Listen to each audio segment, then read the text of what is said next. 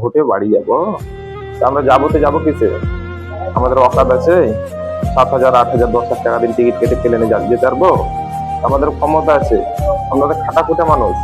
এই যে এত এত লোক চেন্নাই, বোম্বাই, দিল্লিতে, কেরলতে বাহিরে বাহিরে কাজ করছে, একটাও যে ট্রেনের টিকিট পাওয়া যায় না। আপনি যে এমন টাইমে ঘোষণা করে দিলেন, মানুষের আগু পিছু কিছু দিকে তা ভাবেন না আপনারা। এত এত মানুষ যাবে, কিসে যাবে? ভাই আপনাকে ট্রেন ব্যবস্থা করতে হবে, দুটো ট্রেন ছাড়তে হবে এক্সট্রা।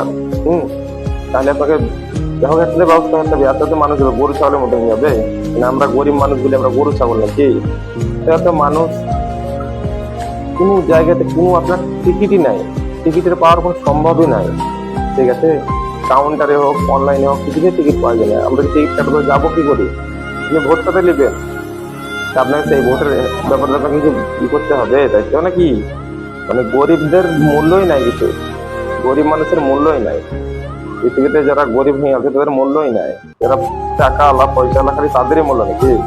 হ্যাঁ, আপনি তাদেরকে নিয়ে থাকতে পারেন তো? গরিবের ভোটের দরকার নাই তো। গরিবের ব্যাপারে আপনারা একবারও ভাবেন না। ভাবছেন ক্ষতি, ভাবছেন যদি এত এত মানুষ বাড়ি যাওয়ার লেগে টিকিট পাই না, তো যাবে কিসে? সেটা তো আপনাকে ভাবতে হবে।